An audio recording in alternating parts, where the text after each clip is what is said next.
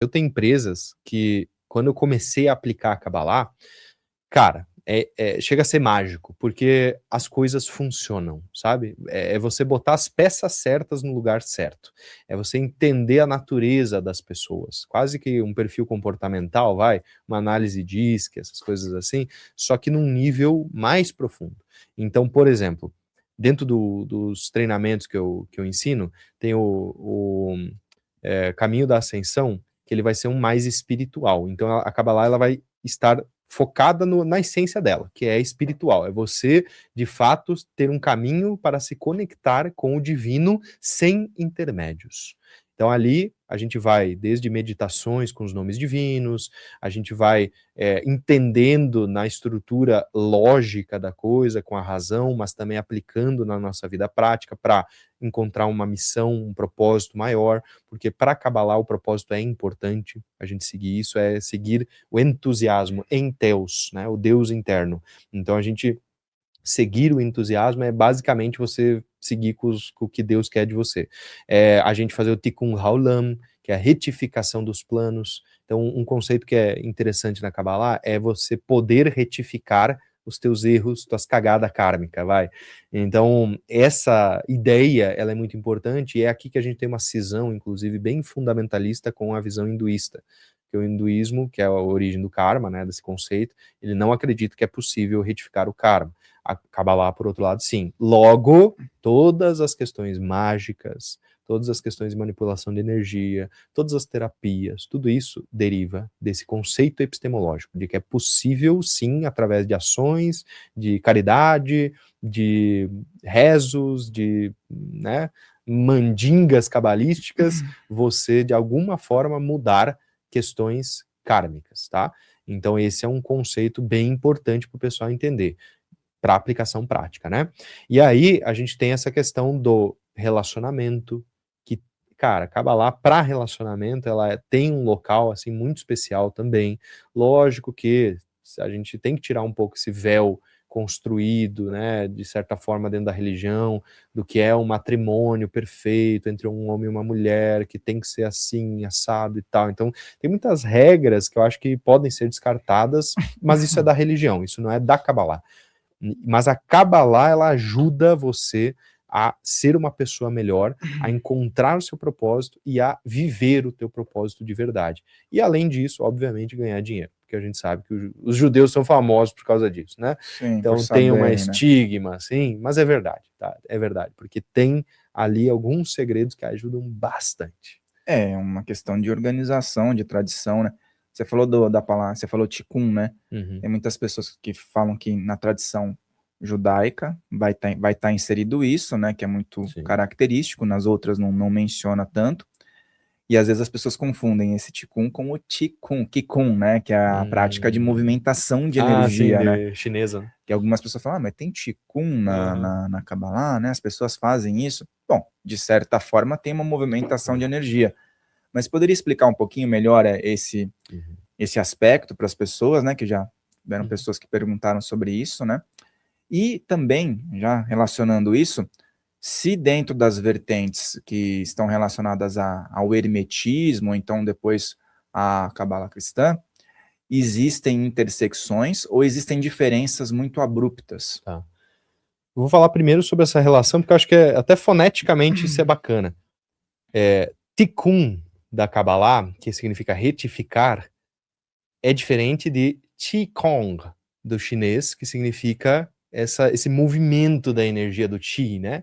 Então, foneticamente, para nós é bem parecido, mas em nível de significado, ele até tem algumas intersecções, mas não é 100%, né? Mas é interessante a gente usar isso como um gancho para o pessoal entender que o Qigong, ele vem de uma origem taoísta, por essência, assim, né? A filosofia por trás dessa prática.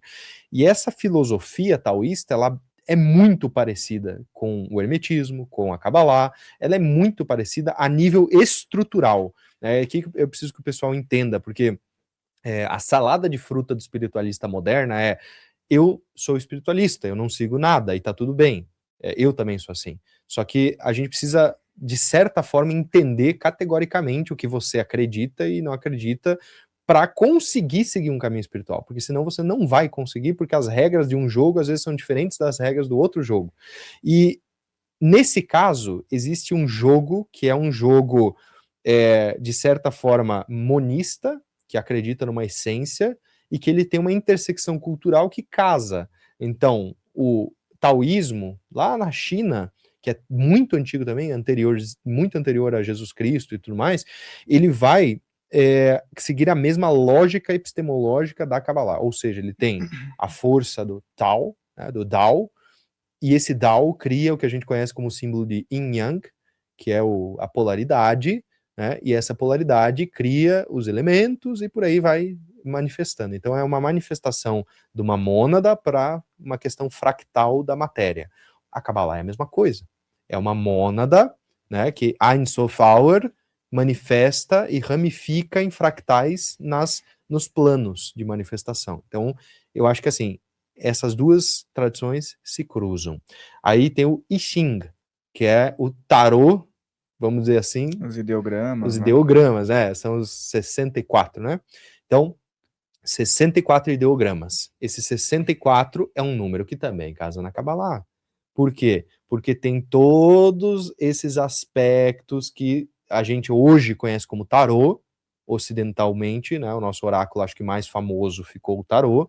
E esse tarô, ele é uma leitura simbólica da renascença do que é a Kabbalah. Por isso que ele é tão bonitinho, ele tem todas essas figuras e tal, porque ele é literalmente a linguagem simbólica do período renascentista, né? Isso começou no século XIII, o tarô, né? Mas ele ganhou força no século XV, para as questões cabalísticas. Então, note como, na verdade, a gente tem uma releitura em diferentes culturas de uma mesma ideia. E essa ideia que é taoísta, que é hermética, que é cabalista, né, que tem em diferentes culturas, inclusive xamânicas, né, de um Wakantanka, que é o espírito criador, né, o grande espírito, perdão, e daí vai se manifestando em outras entidades diferentes. Então a gente tem essa estrutura, sabe? E eu acho que é isso que meio que prova um pouco para as pessoas que são céticas, inclusive eu sou bem cético, prova um pouco o porquê isso é algo divino. Sabe? Porque é algo muito perfeito para não ser divino. Um ser humano, assim, seria impossível um ser humano criar isso do além, sabe? E conversar ainda com todas as tradições. Essas intersecções são muito legais, inclusive você falou do I Ching, I Ching, pessoal, tem muito chinês, quando escuta ele fala, não, eles dão aquela entonação, né? E antigamente, né, quando deu todo início a esse estudo, né, acho que é Forrei, não sei se estou pronunciando certo, mas ele era um imperador, era a grande elite que tinha acesso a essa. Tem aí, ó, o livro. Vamos lá, mostrar pro pessoal aí, então. Aqui, pessoal, esse livro aqui, ó, Prefácio do Jung, não é o livro das mutações. Não. E aqui tem várias conexões, né? Cara, deixa eu fazer um comentário. Rapidinho.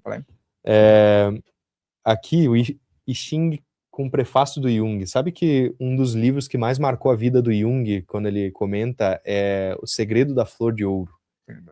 Que foi assim, que para ele, né, foi realmente assim um desbravar da alquimia da alma, esse livro. E o Jung, ele é um grande estudioso da alquimia, da própria Kabbalah, né, e dessas artes herméticas, e ele conseguiu trazer um paralelismo muito profundo para a psicologia. Então eu acredito que o Jung, ele é um grande sábio, né, da Kabbalah, do hermetismo, do taoísmo, que conseguiu costurar esse tecido fino do simbolismo ancestral também, né? Com a psicologia moderna. Não, legal, porque ele foi um rebelde, né? Um cara que rompeu vários paradigmas, né? E é legal a gente fazer essa relação, porque às vezes as pessoas pensam, né? Mas uma coisa é uma coisa, outra coisa é outra. Sim, mas tem relações, né? A antiguidade de cada povo se comunica. E é legal a gente falar sobre isso. E também, o que eu observo é que hoje tudo é relacionado com análise, né? A pessoa vai fazer o mapa dela, a pessoa vai consultar um tarólogo, a pessoa quer jogar o búzios, a pessoa vai firmar uma vela para o anjo da guarda, entendeu? A pessoa, ao mesmo tempo, tá numa conexão com espíritos da Umbanda, vai no centro espírita, vai no Reiki. As pessoas estão caminhando em vários locais. mas elas não observam muitas vezes o que você falou. Essa sincronicidade, voltando a falar aí do Jung, né? Presente nas tradições, né? Existe um tecido fino que liga todas as tradições antigas. O nome disso é a sabedoria perene. Tá? A sabedoria perene é aquilo que liga o taoísmo, o hermetismo, a alquimia, a cabalá, o cristianismo esotérico, que liga também a cultura iorubá tradicional, sabe? E o mais incrível de tudo isso é que a gente não precisa forçar sincretismos ou paralelismos. Eles existem, gente. É número, é um negócio, sabe, que não depende da sua crença. Você acredita no número 7? Pô, ele tá aí. Ele existe. A gente só deu um algoritmo. O chinês deu um diferente, inclusive, mas a essência é a mesma, sabe? Então, eu acredito que assim, ó, se a gente olhar profundamente para o que existe além do símbolo de todas as tradições, a gente deve encontrar um paralelismo. As coisas têm que conversar. Eu tenho que ser possível sentar na mesa com um chinês taoísta ou shintoísta, né, que é a religião chinesa, e eu tenho que conseguir conversar. Porque, na essência, se não houver uma verdade além das objetividades individuais de cada ser humano, o que é então a vida, o que é a ética, o que é o bom, belo e verdadeiro do Platão, né? Se não houver uma verdade universal que penetra todas as coisas, como que nós, seres humanos, poderemos seguir essa vida, então? A gente só tenta decodificar, isso aqui é só uma codificação simbólica, semiótica das coisas, mas a verdade, ela está atrás de tudo, e a sabedoria que mais liga essas pontas se chama sabedoria perene, que é perene aos tempos, às culturas, ela existe, vai continuar existindo mesmo, se a IA dominar o mundo e a humanidade não tiver mais, ainda vai ser essas regras do jogo. Odiar, daqui a pouco a gente pode falar sobre isso, hein, pessoal? O Yuri já está aqui a segunda vez. Lembra, pessoal, de dar o like, compartilhar, coloque suas perguntas aqui e esteja presente aqui. Mostra presente, coloque seu comentário, tá? Voltando ainda a falar um pouco sobre anjos, as pessoas se apegam muito à aparência do anjo, né? Então, dentro de estudos, às vezes a gente observa que existem relatos de múltiplas asas, múltiplas cabeças, ou então figuras que não têm nenhuma relação com o que o pessoal tem como a questão arquetípica, né? E como é que funciona isso? Você falou da relação com os devas, ou até orixás, outras culturas que também tem o islamismo presente, né? Como funciona isso na questão cabalística, né? Como as pessoas humanizam os anjos? Eu acredito que essa antropomorfização dos anjos, né, você querer botar uma roupagem humana numa criatura celeste, é uma questão muito egóica do ser humano, mas isso tem uma relação cultural, principalmente ali na Idade Média, né, no Renascimento também ficou mais elegante essa figura, mas na Idade Média mesmo, foi onde a gente botou os anjos com a roupinha humana, de verdade, e aí essa questão dos anjos com 6 asas, né, os serafins, por exemplo, a igreja vai falar, porque na verdade eles estão sendo humildes e cobrindo o seu próprio brilho para o Altíssimo ter a glória inteira. Mas aí a gente vai olhar na prática, se você vai para ritual mesmo e faz invocação e chama essa força e se conecta, é para você não morrer. Tá? É só para isso mesmo, é para você literalmente ter a condição de conseguir ter contato com isso sem morrer no processo, porque a gente não teria capacidade de aguentar ver uma criatura celeste e continuar lúcido, vivendo uma vida normal, sabe? É como se você visse a realidade se transfigurando na sua frente e se distorcendo em diferentes cores e, sabe? E múltiplas formas. Inclusive tem uma passagem que eu me lembrei agora num livro muito famoso indiano, que é o Bhagavad Gita, né? Esse livro, popularmente conhecido como o Gita, ele vai ser a história de Arjuna, que é um príncipe guerreiro, conversando com Krishna. E aí Krishna convence ele a ir para a guerra, né? E esse convencer a ir para a guerra era um ato nobre naquele contexto. E no meio desse ato, o Arjuna ele pede para Deus mandar um sinal, tipo, tá, então me mostra. E aí Deus, é escrito lá, né? esse é um livro é um épico indiano dos Vedas, então ele é também anterior a Cristo.